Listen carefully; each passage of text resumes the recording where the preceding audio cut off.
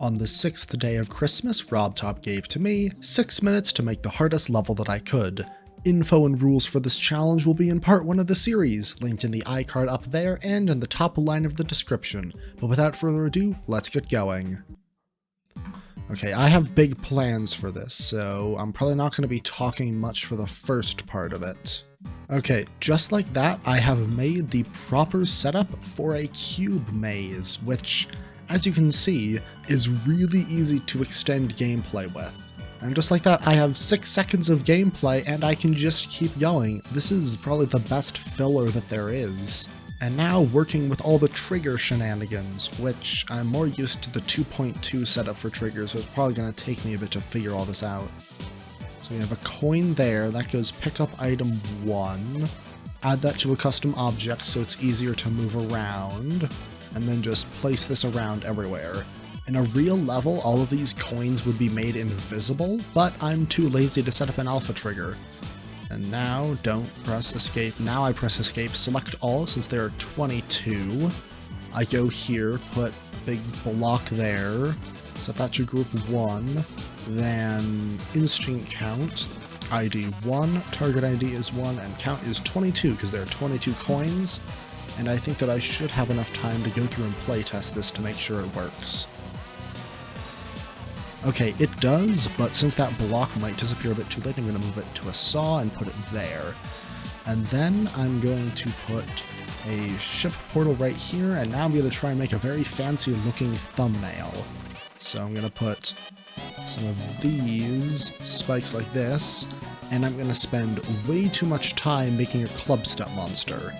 Now I'm going to spend way too much time moving each individual piece just because I think a thumbnail like this would look cool. Now extending all of these down and extending the eyebrows up. Now I of course have to set this to 2-player mode because otherwise this just doesn't work. And now I can move on to making, if this isn't a good thumbnail, another thumbnail where one of these is going to be waves. So I'm going to put probably a +4 and another +4 there. Those don't overlap, so it's fine. And now then, I can just put some slopes like that, some spikes like that. Oh my goodness, I've missed that like twice. Some more spikes like that, some even more spikes like that, and then just some blocks everywhere for structuring. Add in some slopes like that, and now add in... oh goodness, so we need 1, 2, 3, 4. This is more triggers than I would have liked. So we have 2, 3, and 4, and 5. So now we go 2 touch, 3 touch, 4 touch, and 5 touch. And I think that all works, but I need to go through and test it. Yup, yup. And then the other one. Yup, yup. Alright.